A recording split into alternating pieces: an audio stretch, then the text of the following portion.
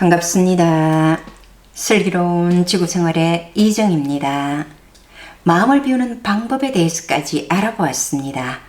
이번에는 마음을 조절하는 것에 대해서 알아보도록 하겠습니다. 인생은 고해라고 하듯이 지구에서의 삶이 평탄함만 연속되지는 않지요.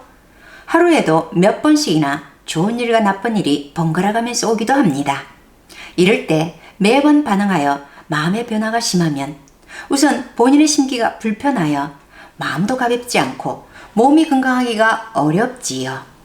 기쁜 일에도 지나치게 기뻐하지 않고 나쁜 일이나 나와 다른 사람에 대해서도 이해하고 받아들이는 자세로 임하여 감정의 변화나 마음의 흔들림이 없도록 하는 것을 마음을 조절한다고 합니다.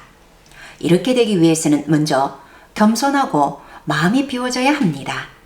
사실 겸손하면 마음이 비워지기도 하고 또 마음이 비워지면 자연스럽게 겸손해지는 경우가 많습니다. 그런데 마음을 조절하기 위해서는 겸손 공부나 마음을 비우는 공부가 선행되어야 한다는 말씀입니다. 겸손하지 않은 마음으로 또 마음속에 애정이 가득해서는 오욕칠정에 휘둘려 마음을 조절하지 못할 경우가 대부분이지요. 마음을 어느 정도 조절하여 괜찮은 사람으로 여겨지고 함께하는 사람에게 스트레스를 주지 않고 오히려 힘을 주는 사람은 최소한 3가지 특징이 있습니다. 첫째로 삐지지 않는 사람입니다. 제 경험으로는 잘 삐지는 사람처럼 대하기 어려운 경우도 없는 것 같았습니다. 큰 의미 없이 지나가는 말에도 어디에서 마음이 상하는지를 알 수 없을 만큼 마음이 상하여 삐져 있는 경우 대책이 없다는 생각이 들더군요. 또 눈이 나빠서 잘못 봤을 수도 있는데 인사를 안 한다는 이유로 삐져 있는 사람도 있고 평소에는 너무 잘하다가 조금 자신에게 싫은 이야기를 하면 금방 삐져서 말을 하지 않는 사람, 이런 사람이 바로 까다롭다고 하는 사람이 아닌가 합니다. 늘 주변 사람들이 자신의 마음 상태나 기분을 살피도록 하는 사람이야말로 피곤하게 하는 사람이지요. 마음 공부를 하고자 하는 마음이 있으면 가장 먼저 고쳐야 할 성격이 아닌가 합니다.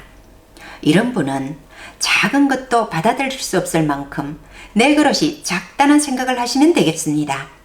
자신을 잘 들여다보아서 그릇을 키울 수 있도록 해야겠지요. 웬만한 일에는 흔들리지도 삐지지도 않는 사람이 힘이 되는 사람이지요. 둘째로 폼재지 않는 사람입니다. 현재 자신의 위치가 괜찮고 능력이 있는 사람이라 할지라도 폼재지 않고 자신이 잘한 일에 대해서도 내세우지 않는 사람입니다. 참 이런 사람도 드물지요. 현재 자신의 위치가 괜찮은 것이 아니라 과거 어느 때 잠시 좀 높은 위치에 있었던 일로 평생을 뻐기며 폼재고 사는 사람도 있습니다. 또 물질적으로 가진 것에 대하여 드러내며 자신의 위치나 품격을 나타내는 양 폼을 재고 가식적으로 행동하는 사람도 많습니다.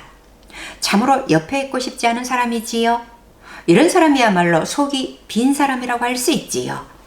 자신의 위치가 어떻게 바뀌든 한결같은 위치에서 한결같은 마음으로 대하는 사람은 함께하는 사람들을 편안하게 해주고 신뢰를 갖게 해줍니다.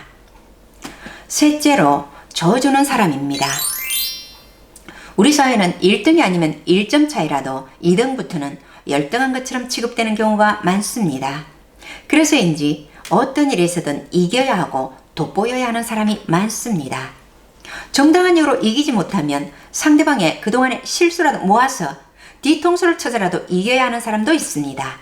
이런 사람을 보면 참으로 대책이 없다는 생각을 합니다.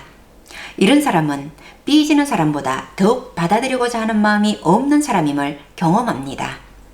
자신의 결점을 이야기하면 절대로 아니라고 반박하며 그 결점을 이야기한 사람에게 안갚음이라 대해야 직성이 풀리는 사람이 있더군요. 아마도 자신의 결점이 드러나는 것은 진다는 생각에 이겨야 하기 때문에 절대로 받아들일 수 없는 것 같았습니다.